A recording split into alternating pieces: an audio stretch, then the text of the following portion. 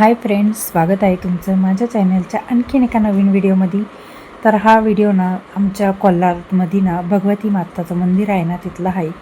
तर इथं ना आपल्याला महाराष्ट्राचे जे 3.5 शक्तिपीठ आहे ना त्या सगळ्या देव्यांचं आपल्याला इथं एकत्रित दर्शन होतं, कारण की इथं 3.5 शक्तिपीठ एकत्र आहे. तर पुढं तुम्हाला व्हिडिओमध्ये दिसेलच मंदिर. आणि इथं सगळ्यात सर्वप्रथम आपल्याला गणपती बाप्पांचे दर्शन होतात. त्यानंतर इथं खूप मोठा हवनकुंड आहे, तो आपल्याला दर्शन करायला भेटतं. आणि मंदिराच्या आवरावरती ना थोडं काम चालू आहे. तर इथं स्वप्नील आणि त्रिशा आतमध्ये गेलेले होते. मी व्हिडिओ शूट करीत होते म्हणून मागं थांबले. तर चला आपण पटकन आता भगवती मातांचं दर्शन घेऊ.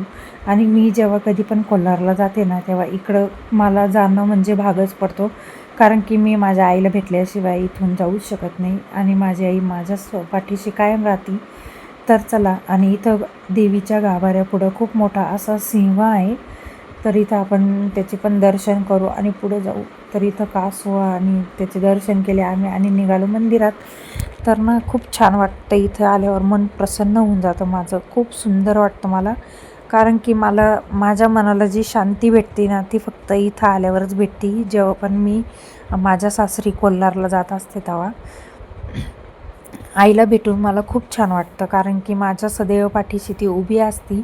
आणि माझी आईच्या चरणी हीच प्रार्थना राहते की ती सगळ्यांच्याच पाठीशी उभं राहावं आणि सगळ्यांना मस्त स्वस्थ ठेवावं तिने. तर माझ्याबरोबर आता इथं तुम्ही पण दर्शन करा. तर इथं 4 देव्या आपल्याला समोर दिसते आहे. माहूरगडची रेणुका माता, तुळजाभवानी देवी तुळजापूरची, कोल्हापूरची श्री महालक्ष्मी आणि श्री सप्तशृंगी माता जी सप्तशृंगी गडावर आहे. तर या 4 देवीचं दर्शन आपल्याला इथं एकत्रित होतं. तर ना हे महाराष्ट्राचे प्रमुख 3.5 शक्तिपीठ आहे, जे की इथं स्थित आहे कोल्हारमध्ये भगवती माता मंदिर. तर मला तर खूप छान वाटलं. तुम्हाला कसं वाटलं आमच्या इकडचं मंदिर हे कमेंट करून नक्की सांगा. आणि तुम्ही कधी या मंदिरात आले आहे का? नाही आले तर नक्की विजिट करा, तुम्हाला पण खूप छान वाटेल. आई देवीच्या मंदिरात येऊन तुमचं पण मन एकदम असं शांत होऊन जाईल.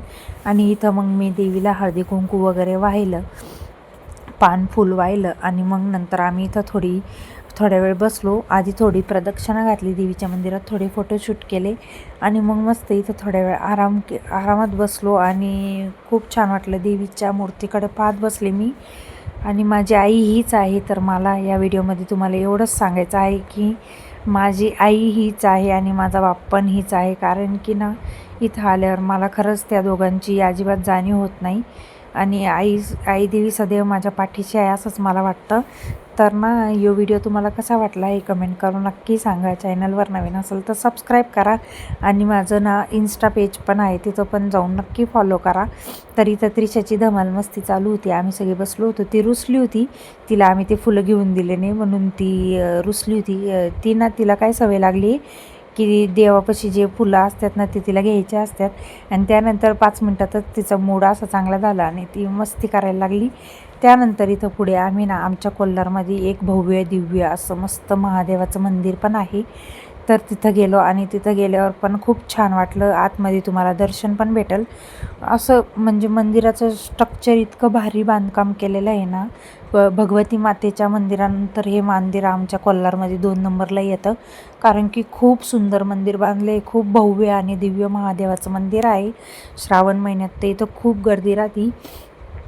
आणि ना आम्ही गेलो ना तर खूप छान वाटलं. तिथं ना बालसंस्कार केंद्र चालू होता.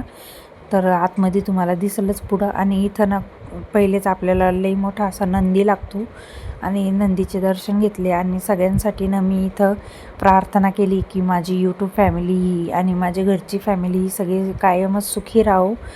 तर ना महादेवाचं पण दर्शन तुम्ही घ्या. आणि ना आम्ही ना बाहेर गेलो होतो आणि बाहेर जाताच आम्ही हे दोन्ही मंदिरांचे दर्शन घेतले. त्यानंतर ना त्रिशा आणि स्वप्नीलला तिच्या इथं मामाचं दुकान आहे फुलांचं, तिथं पण जाऊन आले. तर तिथून ना त्रिशाने खूप मोठा असा फुलांचा ना गुच्छ आणला होता गुलाबाचा. तर पुढं तुम्हाला तो दिसलंच. मी तिकडं काही शूट नाही केलं, कारण की बरोबर वाटत नाही. तर ना खूप छान वाटलं, कारण की अजून ना एवढी मी नवीन आहे ना का मला अजून थोडं बोलायला ना अनकम्फर्टेबल होतं. तर ना खूप छान वाटलं आणि तिच्या हातातलं तुम्ही फुलांचं गुच्छा पाहू शकते आणि तिने ना खूप एन्जॉय केलं त्या फुलांबरोबर. ती 2 दिवस लगातार त्या फुलांबरोबर खेळत राहिली. त्यानंतर आमचं दर्शन झालं आणि आम्ही इथं प्रदक्षिणा घातली आणि ना नंतर आम्ही बाहेर आलो. तर तुम्ही पण या मंदिरात नक्की विजिट करा. तुम्हाला पण खूप छान वाटेल. खूप मस्त मंदिर आहे आणि महादेवाच्या मंदिरामध्ये कोणाला शांती भेटत नाही, तर शांती भेटण्यासाठी एकदम भारी मंदिर आहे. तर चला भेटते तुम्हाला नेक्स्ट ब्लॉगमध्ये. तोपर्यंत बाय.